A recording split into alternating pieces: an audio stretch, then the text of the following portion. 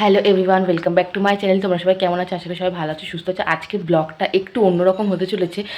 আমাকে একজন জিজ্ঞাসা করেছে যে তুমি সারাদিন কী কী খাও। তো আমি যেহেতু এখন ডায়েট করছি, তো ভাবলাম কি যে আমার ডায়েট চার্টটা যে আমি সারাদিন কী কী খাই সেটাই ভাবলাম তোমাদের সাথে একটু ছোট্টভাবে শেয়ার করবো। তো চলো শুরু করা যায়।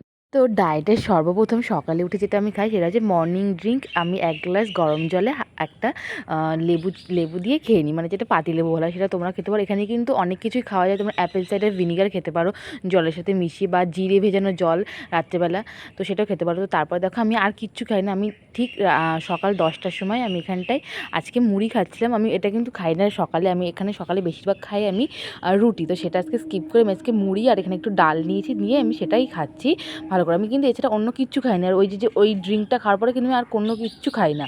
তো তারপর দেখো এটাকে আমি পুরো ফিনিশ করে নিয়েছি। তার এর মাঝে কিন্তু আমি আজ যে দুপুরবেলা খাবো তার আগে তোমরা চাইলে কিন্তু একটা ফল, যে কোনো ফল খেতে পারো, একটা, তার বেশি নয়। তারপর দেখো ঠিক দুপুর 2টোর সময় আমি এখানে ভাত নিয়েছি। আমি কিন্তু এখানে 1 হাতা ভাত নিয়েছি। এবার তোমরা চাইলে একটা ছোট্ট বাটি নিয়ে একটা মেজারমেন্ট করবে, সেই এক বাটি ভাত নেবে আর প্রচুর সবজি নেবে। মানে সবজি জিনিসটা কিন্তু তোমাদের বেশি খেতে হবে, ভাতের পরিমাণটা কমিয়ে রাখবে। দেখেছো ভাতের পরিমাণ একদম কম, আমি সবজি কিন্তু বেশি নিয়ে খাচ্ছি। তোমাদেরকেও কিন্তু সেম এইভাবে করতে হবে।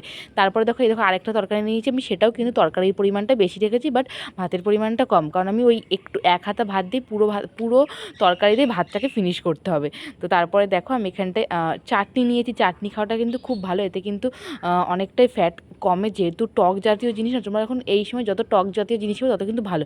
এখানে চিনির পরিমাণ কম, তার পরিবর্তে কিন্তু টকের পরিমাণটাই বেশি আছে। তো তোমরা এখানটায় অনেক কিছু এর সাথে একটা রুটিও খেতে পারো দুপুরবেলা। কিন্তু আমি বাঙালি, আমি ভাত ছাড়া থাকতে পারবো না, তাই আমি ভাতটাই খাচ্ছি। তারপর দেখো সন্ধ্যেবেলায় যেখানে আমি চা নিয়েছি, এখানে আমি কিন্তু গ্রিন টি নিয়েছি। এর মধ্যে ফুটেজটা আমার দেওয়া হয়নি। তো তার সাথে আমি 2টো মেরি বিস্কিট খাচ্ছি। তো মেরি বিস্কিটও কিন্তু দেখবে চিনির পরিমাণটা কম হয়, যার কারণে 2টো, তার বেশি কিন্তু তোমরা এটা এখানে খাবে না। আমি যেমন 2টোই খাচ্ছি। দেখো আমি এখানে 1 কাপ গ্রিন টি নিয়েছি। তোমরা লিকার চা নিতে পারো চিনি বাদ দিয়ে। তো আমি এখানে গ্রিন টি খাই। গ্রিন টি খেতে খেতে আমার তো অভ্যাস হয়ে গেছে, তো এখন আমার কোনো সমস্যা হয় না। এরপরে আসি রাত্রের খাবার। তো রাত্রের খাবারে দেখো আজকে আমি কী বানিয়েছি, আজকে আমি পাস্তা বানিয়েছি। এখানে আমি কিন্তু এখানে অনেক রকম কিন্তু সবজি দিয়ে তোমরা বানাতে পারো, বিনস, ক্যাপসিকাম, গাজর। আমার কাছে ছিল না আজকে, তাই আমি আজকে শুধু এখানে গাজর দিয়ে বানিয়েছি আর একটা ডিম নিয়েছি। তো ডিমটা ভাজতে আমার যেটুকু তেল দরকার ঠিক তার থেকেও কম পরিমাণ, তোমরা বিশ্বাস করবে কিনা জানি না, বাট আমি একদিন ভাবছি এটা একটা রেসিপি তোমাদের কাছে শেয়ার করবো। একদম হাফ চামচের থেকেও কম আমি তেল দিয়ে আমি ডিমটাকে ফ্রাই করেছি। আর আমি এটা যতটা ভেজেছি ততটাই শুধু জল দিয়েছি আর ভেজেছি। আর লবণটা আমি স্কিপ করেছি, লবণের পরিবর্তে যে বিট লবণ হয় না, আমি সেটা দিয়েছি।